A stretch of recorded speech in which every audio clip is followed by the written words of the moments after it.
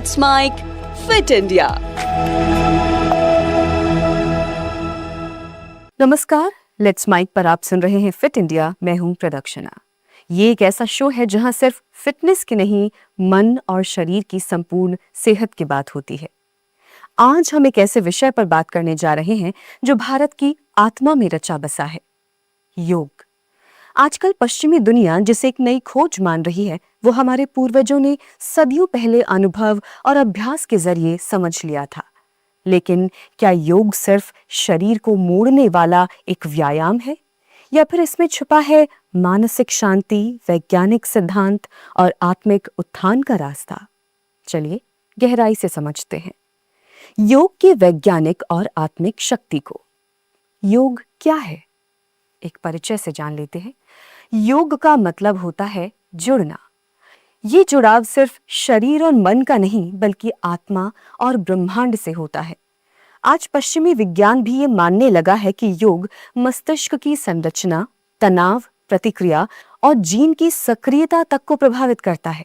यानी योग अब सिर्फ एक परंपरा ही नहीं रहा, ये एक वैज्ञानिक गहराई भरा अनुभव बन चुका है।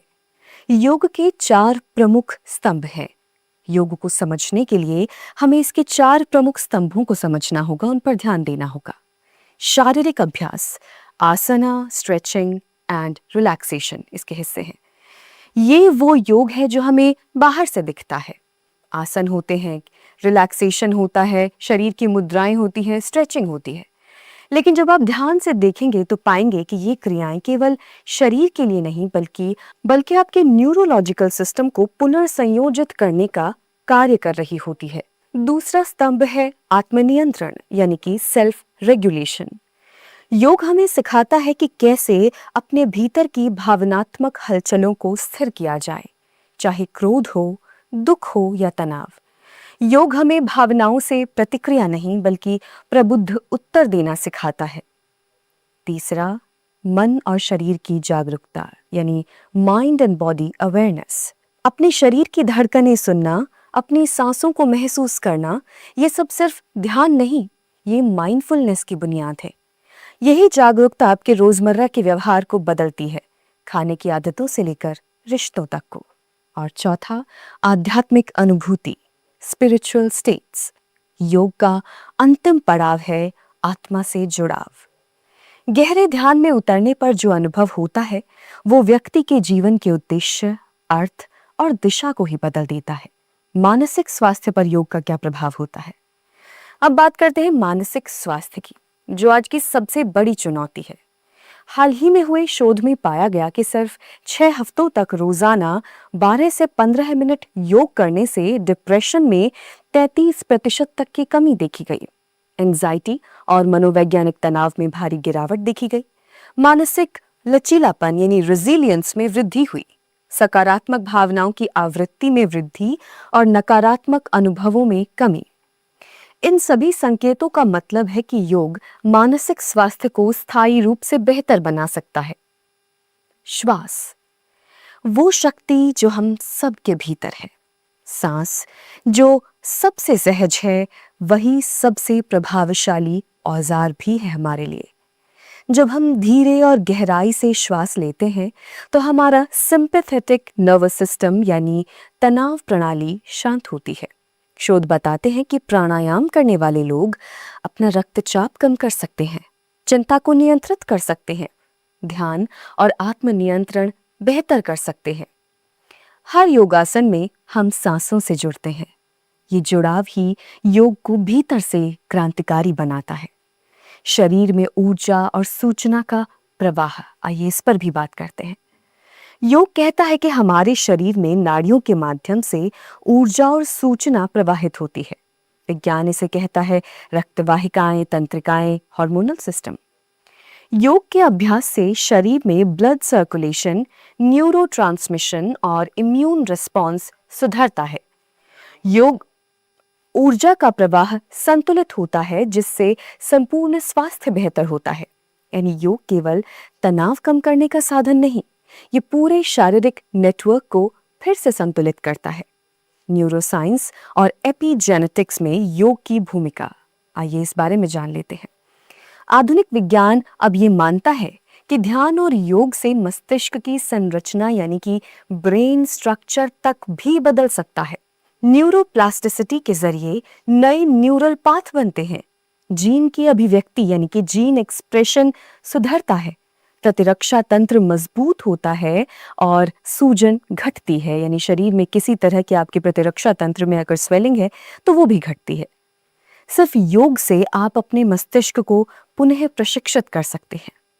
योग आत्मबोध की ओर एक यात्रा है, लेकिन क्या योग सिर्फ शारीरिक और मानसिक अभ्यास है? नहीं, योग का अंतिम उद्देश्य है स्व प्रकाश की अनुभूति यानी सेल्फ रियलाइजेशन।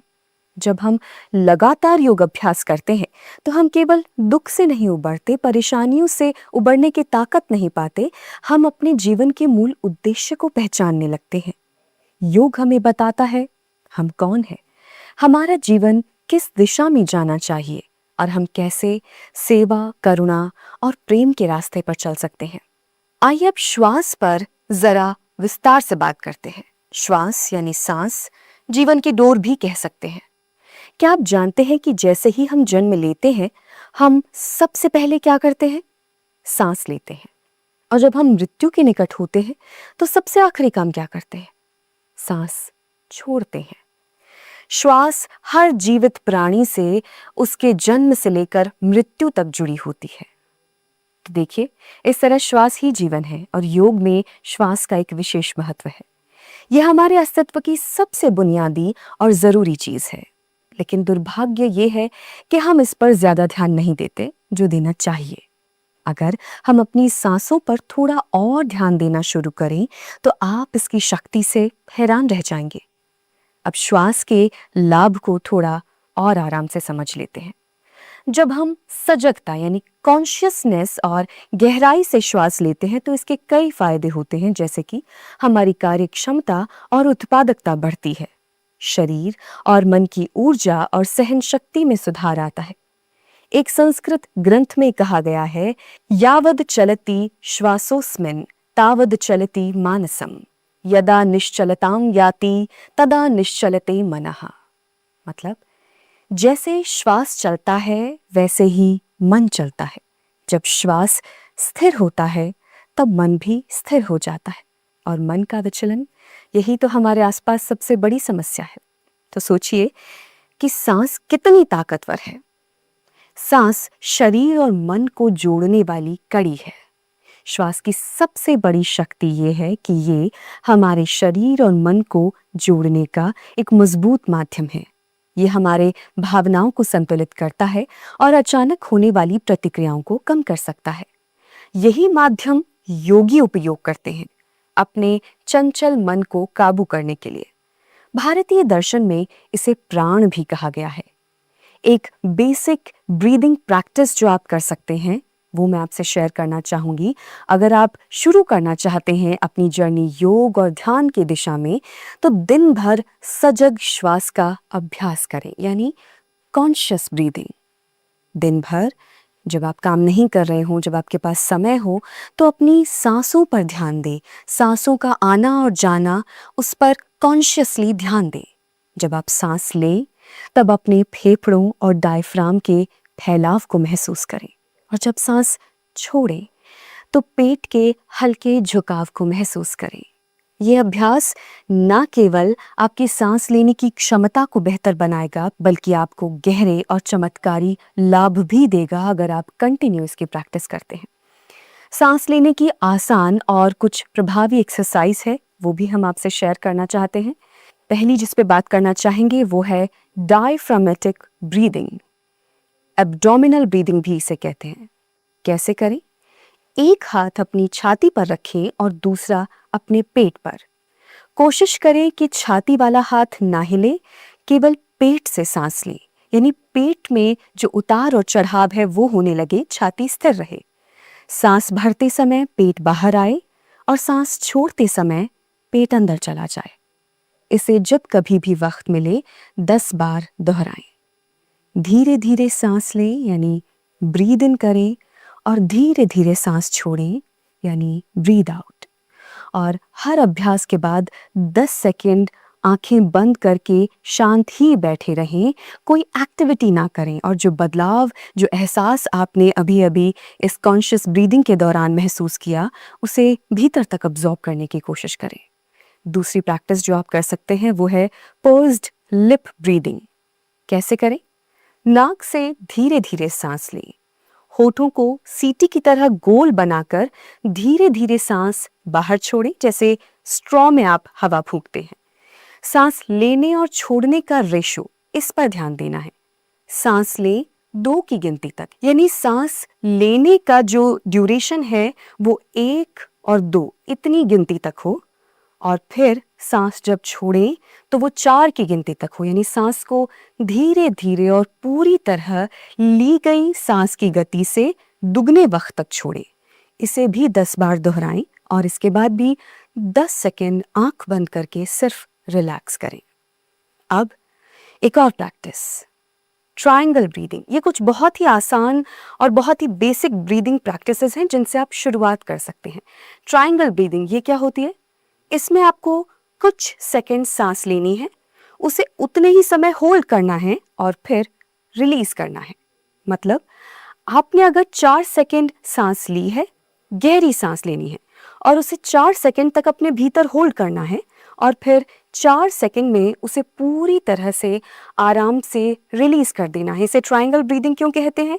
कि आप 4 सेकंड तक सांस लेते हैं, मान लीजिए 4 सेकंड इस दौरान यहां तक होते हैं, फिर इसे इतने 4 सेकंड तक अपने भीतर होल्ड करें और फिर 4 सेकंड तक इसे एक्सेल करें, इसे बाहर निकालें। इस तरह से ये ट्रायंगल ब्रीदिंग भी आप 10 से 15 बार एक बार में कर सकते हैं और इसके बाद भी अपने आप को रिलैक्स करें। इन सांसों को जो आपने ब्रीद इन और ब्रीद आउट किया है और होल्ड किया है, उस एहसास को महसूस कर। हर ब्रीदिंग प्रैक्टिस का एक अंतिम चरण है ध्यान और विश्राम। सभी अभ्यासों के बाद आंखें बंद करें और कुछ मिनट शांति से बैठें। अगर मन करे तो आप ध्यान की स्थिति में भी कुछ देर रह सकते हैं, आपको अगर ध्यान या मेडिटेशन का थोड़ा एक्सपीरियंस है। इन सभी ब्रीदिंग तकनीकों को रोज कम से कम 7 दिनों तक, दिन में 2 बार या 1 बार, जितना भी वक्त मिले, जरूर प्रैक्टिस करें। इससे आपको मानसिक शांति, फेफड़ों की क्षमता में वृद्धि और तनाव में कमी महसूस होगी। और अब बात कर लेते हैं अंतिम विचार पर, योग और विज्ञान का संगम। आज आधुनिक विज्ञान, न्यूरोलॉजी, एपिजेनेटिक्स और बायोलॉजी ये मान रहे हैं कि योग केवल विकल्प नहीं है, मुख्य धारा की चिकित्सा भी बन सकता है। योग की कुछ धाराएं जैसे आयंगर योग चिकित्सा पद्धति चिकित्सा पर ही आधारित है, यानी किस बीमारी में, किस व्याधि में आप कौन से आसन करके उसमें अधिक लाभ पा सकते हैं। नए शोध आ रहे हैं जो योग के लाभों की पुष्टि भी करते हैं। ये अभ्यास जीवन की गुणवत्ता, व्यवहार और सामाजिक दृष्टिकोण को भी बदल सकता है। योग कोई रहस्यमय चीज नहीं है, ये एक व्यवहारिक, वैज्ञानिक और आध्यात्मिक साधना है। आप इसे अपनी दिनचर्या में जोड़ सकते हैं, सिर्फ 10 से 15 मिनट से शुरुआत करके, क्योंकि स्वस्थ शरीर और स्थिर मन से ही बनता है एक संतुलित, उद्देश्यपूर्ण जीवन। आप सुन रहे थे फिट इंडिया, सिर्फ लेट्स माइक पर।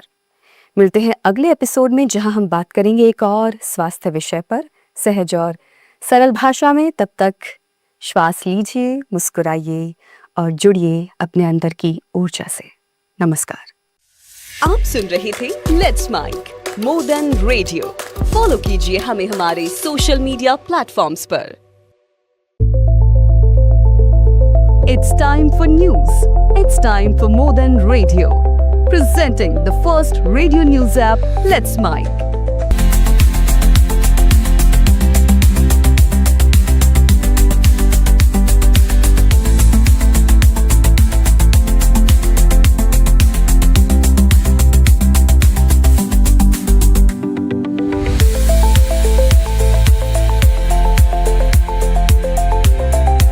Let's Mike is not just a revolutionary idea. Download the app now from Play Store. Available both on Android and iOS mobile phones.